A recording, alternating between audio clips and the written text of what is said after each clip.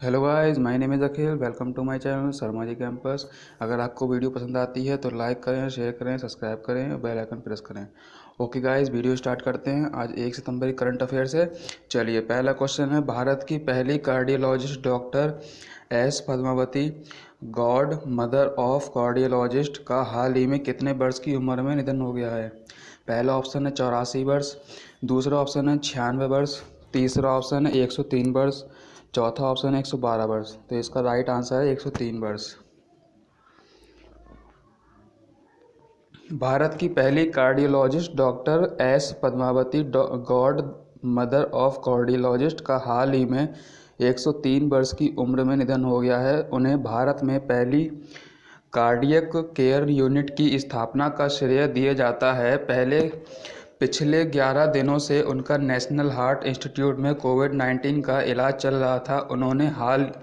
उन्होंने ही वर्ष 1981 में नेशनल हार्ट इंस्टीट्यूट की स्थापना की थी। चलिए क्वेश्चन नंबर 2 की बात करते हैं। क्वेश्चन नंबर 2 है, अडानी ग्रुप ऑफ जीवी के ग्रुप में किस इंटरनेशनल एयरपोर्ट लिमिटेड में 74% हिस्सेदारी खरीदने के लिए एक समझौता हुआ है? पहला ऑप्शन है मुंबई इंटरनेशनल एयरपोर्ट लिमिटेड, दूसरा ऑप्शन है दिल्ली इंटरनेशनल एयरपोर्ट लिमिटेड, तीसरा ऑप्शन है कोची इंटरनेशनल एयरपोर्ट लिमिटेड, चौथा ऑप्शन है कुशीनगर इंटरनेशनल एयरपोर्ट लिमिटेड। तो इसका राइट आंसर है Mumbai international airport limited. Mumbai international airport limited Gautam Adani के नेतृत्व वाली अडानी ग्रुप ऑफ जेवी के ग्रुप में मुंबई इंटरनेशनल एयरपोर्ट लिमिटेड में 74% हिस्सेदारी खरीदने के लिए एक समझौता हुआ है। इस समय मुंबई एयरपोर्ट भारत का दूसरा सबसे बड़ा एयरपोर्ट है। एक रिपोर्ट के मुताबिक अडानी ग्रुप जीवी के ग्रुप की पूरी 50.5% हिस्सेदारी खरीदेगा। चलिए क्वेश्चन नंबर 3 की बात करते हैं। क्वेश्चन नंबर 3 है, निम्न में से किस वर्ष बने एसोसिएशन ऑफ टेनिस प्रोफेशनल के खिलाफ नोवाक जोकोविच और बासेक पास्पेसिल ने पीटीपीए का गठन किया है? पहला ऑप्शन है 1970, दूसरा ऑप्शन है 1972, तीसरा ऑप्शन है 1974, चौथा ऑप्शन है 1976। तो इसका राइट आंसर है 1972।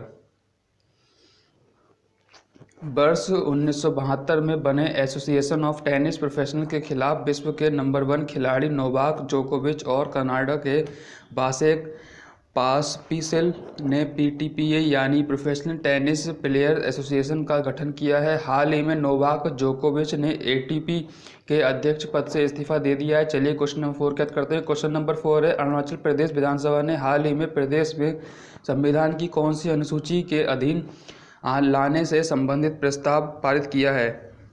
पहला ऑप्शन है दूसरी अनुसूची, दूसरा ऑप्शन है चौथी अनुसूची, तीसरा ऑप्शन है छठी अनुसूची, चौथा ऑप्शन है 8वीं अनुसूची। तो इसका राइट आंसर है छठी अनुसूची। अरुणाचल प्रदेश विधानसभा ने हाल ही में प्रदेश में संविधान की छठी अनुसूची के अधीन लाने से संबंधित प्रस्ताव पारित किया है। यह छठी अनुसूची 4 पूर्वोत्तर राज्यों असम, मेघालय, त्रिपुरा और मिजोरम की जनजातीय क्षेत्रों के प्रशासन के संबंध में अनुच्छेद 244 के अनुरूप व्यवहार करती है। चलिए क्वेश्चन नंबर 5 करते हैं। क्वेश्चन नंबर 5 है, यूएई ने हाल ही में भारत ग्रामीण किसानों और यूएई के फूड इंडस्ट्री के बीच अंतर को कम करने के लिए किस प्लेटफॉर्म की शुरुआत की है? पहला ऑप्शन है ऑफलाइन प्लेटफॉर्म, दूसरा ऑप्शन है ई मार्केट प्लेटफॉर्म, तीसरा ऑप्शन है कार्ड प्लेटफॉर्म, चौथा ऑप्शन है गेटवे प्लेटफॉर्म। तो इसका राइट आंसर है ई मार्केट प्लेटफॉर्म। इसका राइट आंसर है ई मार्केट प्लेटफॉर्म। संयुक्त अरब अमीरात यूएई ने हाल ही में भारत ग्रामीण किसानों और यूएई के फूड इंडस्ट्री के बीच अंतर को कम करने के लिए नई तकनीक आधारित कृषि जिस कारोबार और ई मार्केट प्लेटफॉर्म की शुरुआत की है। इस एग्रीयोटा ई मार्केट प्लेस के द्वारा किसान बिचौलियों को दरकिनार करते हुए आपूर्ति श्रृंखला का अधिकतम उपयोग कर सकेंगे। चलिए क्वेश्चन नंबर 6 करते हैं। क्वेश्चन नंबर 6 है, निम्न में से किस राज्य के मुख्यमंत्री और रेल राज्य मंत्री ने नेलमंगला से बेल तक पहली बार रो सेवा को हरी झंडी दे दी है? पहला ऑप्शन है महाराष्ट्र, दूसरा ऑप्शन है कर्नाटक, तीसरा ऑप्शन है गुजरात, चौथा ऑप्शन है बिहार। तो इसका राइट आंसर है कर्नाटक।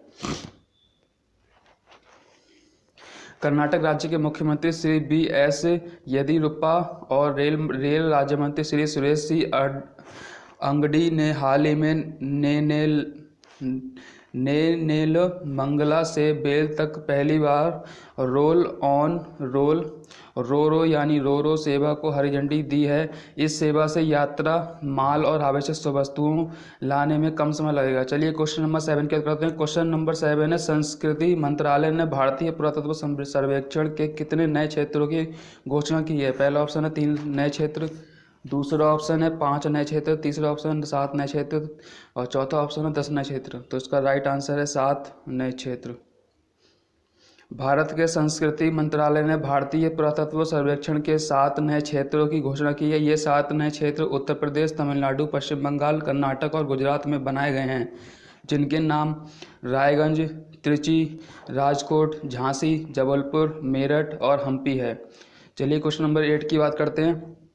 क्वेश्चन नंबर 8 है, पाकिस्तान के बाबर आजम ने T20 क्रिकेट में सबसे तेज कितने रन बनाने के मामले में विराट कोहली और एरॉन फिंच के रिकॉर्ड की बराबरी कर ली है? पहला ऑप्शन है 800 रन, दूसरा ऑप्शन है 1000 रन, तीसरा ऑप्शन है 1500 रन, चौथा ऑप्शन है 2000 रन। तो इसका राइट आंसर है 1500 रन। पाकिस्तान के बाबर आजम ने T20 क्रिकेट में सबसे तेज 1500 रन बनाने के मामले में विराट कोहली और एरॉन फिंच के रिकॉर्ड की बराबरी कर ली है। बाबर आजम ने T20 क्रिकेट मैच की 39वीं पारी में 1500 रन बनाए हैं। बाबर आजम ने T20 क्रिकेट में विराट कोहली को पिछले छोड़कर सबसे अधिक बल्लेबाजी औसत वाले बल्लेबाज बन गए हैं। चलिए क्वेश्चन नंबर 9 करते हैं। क्वेश्चन नंबर 9 है, इंटरनेशनल चेस फेडरेशन के पहले ऑनलाइन चेस ओलंपियाड में भारत और किस देश को संयुक्त रूप से विजेता घोषित किया गया है? पहला ऑप्शन है जापान, दूसरा ऑप्शन है रूस, तीसरा ऑप्शन है अमेरिका, चौथा ऑप्शन ऑस्ट्रेलिया। तो इसका राइट आंसर है रूस।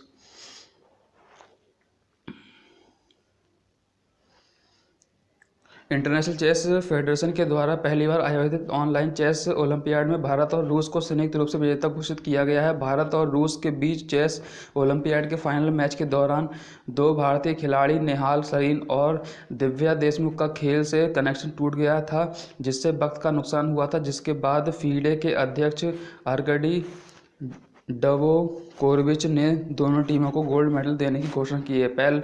चलिए क्वेश्चन नंबर 10 की करते हैं। क्वेश्चन नंबर 10 है, भारत और किस देश ने 3 सितंबर 2020 से एक नया व्यापार मार्ग खोलने की घोषणा की है? पहला ऑप्शन श्रीलंका, दूसरा ऑप्शन नेपाल, तीसरा ऑप्शन भूटान, चौथा ऑप्शन बांग्लादेश। तो इसका राइट आंसर है बांग्लादेश।